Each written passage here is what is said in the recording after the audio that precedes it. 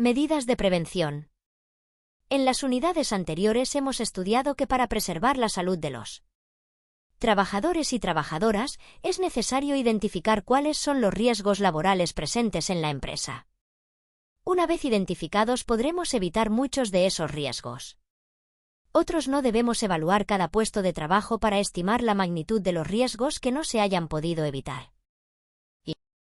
Y por último, debemos aplicar las medidas de prevención y protección dirigidas a reducir en lo posible el riesgo existente y minimizar el potencial daño a la salud de las personas que trabajan en la empresa. Y, como recordarás, en unidades anteriores aprendimos a identificar los distintos tipos de riesgos profesionales y hemos visto cómo se realiza la evaluación de riesgos. En esta unidad vamos a ver cómo finaliza el proceso de control de los riesgos laborales mediante la aplicación de medidas de prevención y protección. Para evitar los presentes en el puesto de trabajo, la empresa utiliza dos tipos de medidas. Medidas de prevención, dirigidas a la detección, evaluación y eliminación de riesgos. Medidas de protección. Tienen como objetivo primordial proteger a los trabajadores y a las trabajadoras sobre aquellos riesgos que no se han podido eliminar. Según la LPRL, en primer lugar hay que eliminar o reducir el riesgo en su punto de origen. Medidas de prevención.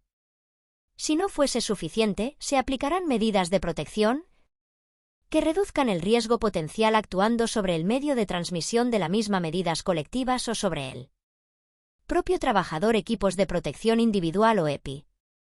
Para eliminar o reducir los factores de riesgo laboral y, por lo tanto, los daños profesionales, se aplican diversas medidas de prevención y protección que conforman las técnicas de prevención que, tradicionalmente, se han agrupado en dos categorías que se corresponden con las desarrolladas por las disciplinas establecidas por la LPRL.